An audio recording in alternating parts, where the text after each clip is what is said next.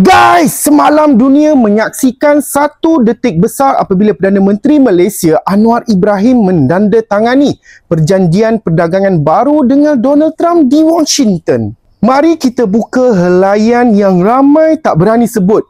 Di atas kertas perjanjian ini disebut sebagai timbal balik. Tapi bila dibaca betul-betul, ia berat sebelah. Malaysia diwajibkan membelanjakan hampir 1 trilion ringgit dalam bentuk pembelian pesawat Boeing, gas asli, teknologi semikonduktor dan pelaburan ke Amerika.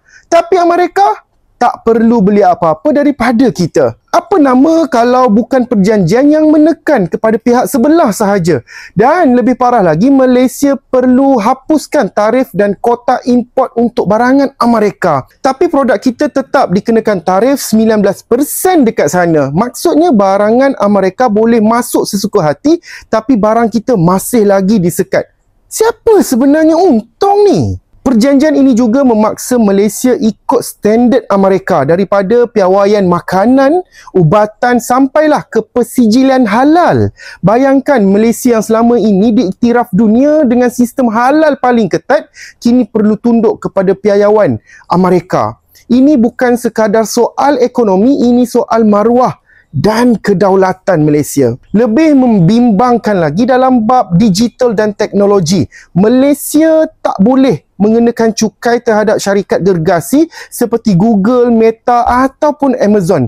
Data rakyat Malaysia pula boleh mengalir bebas ke luar negara tanpa perlu disimpan di pelayan tempatan. Kedaulatan cyber kita pun hilang begitu sahaja. Dan kemuncaknya Malaysia mesti selaraskan dasar pertahanan dan sekatan ekonomi dengan Amerika. Maksudnya kalau Washington larang beli teknologi daripada China, Malaysia juga kena patuh. Di mana ruang bebas dasar luar kita sebenarnya?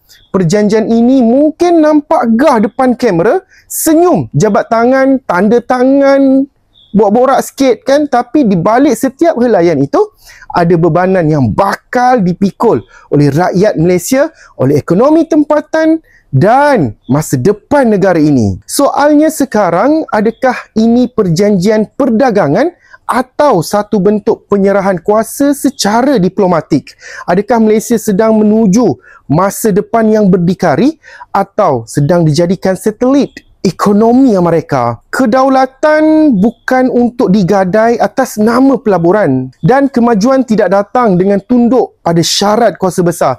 Inilah masa untuk kita bertanya, siapa sebenarnya yang untung dan siapa yang sedang diperbodohkan?